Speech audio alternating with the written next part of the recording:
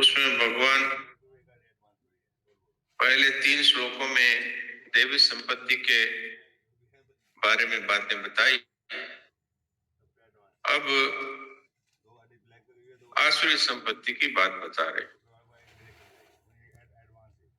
एक परमात्मा का उद्देश्य रखने वालों की देवी संपत्ति बताई गई।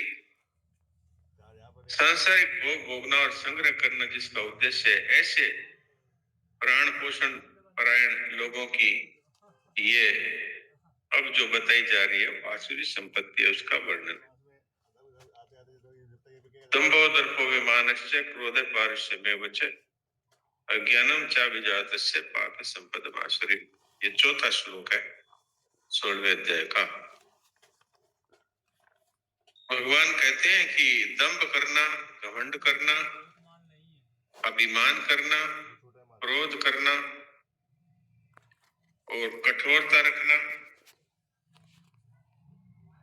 और अविवेक का होना, ये सब आसुरी संपत्ति है। जिनमें ये लक्षण होते हैं वो आसुरी संपत्ति वाले मनुष्य। तो इसमें महाराज जी ने काफी विस्तार से बात बताई है, पर संक्षेप में ये कहा जा सकता है कि दंभ क्या है कि मान बढ़ाई इत्यादि के लिए अपनी जैसी स्थिति नहीं है उसको भी दिखाना, ये दंभ है। तो 2 तरह से दंभ की बात कही है महाराज जी ने। अपने में सद्गुण सदाचार इतने है नहीं, फिर भी लोगों को वैसा बताना दिखाना। ये सपोर्ट अब दी है ना।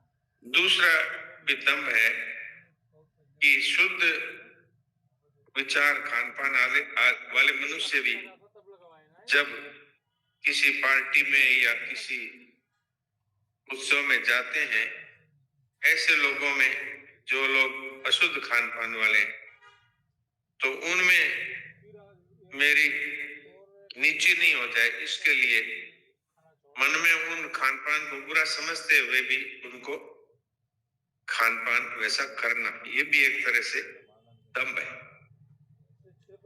तो जिसमें ये दंभ होता है वो वास्तव में असुर है, या यूं कह दे आसुरी संपत्ति वाला है।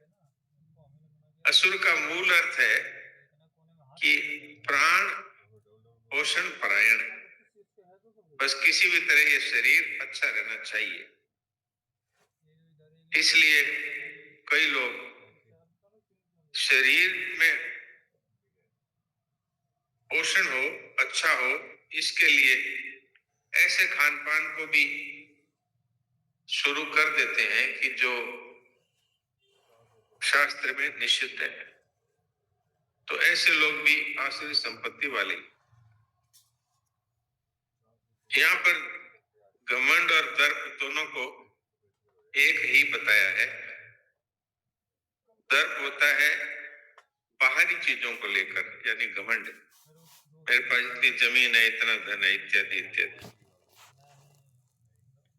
और अभिमान होता है अपने शरीर से संबंधित, मैं इस जाति का हूं, इस वर्ण का हूं, इतना मैं समझदार हूं, इतना मेरे पास पद है, मैं विद्वान हूं, इत्यादि। तो ये सूक्ष्म भेद बताया दर्प और अभिमान का।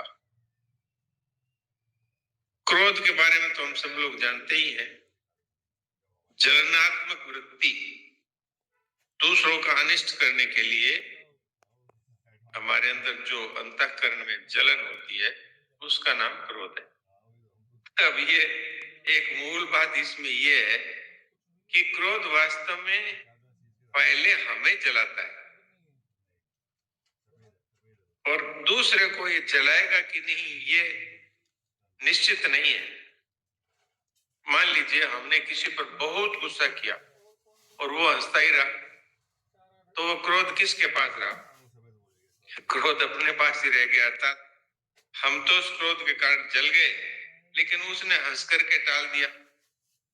तो क्रोध पहले जो क्रोध करने वाला है उसको जलाता है, और सामने वाले को जलाएगा कि नहीं जलाएगा इसका कोई हमारे पास मीटर नहीं है।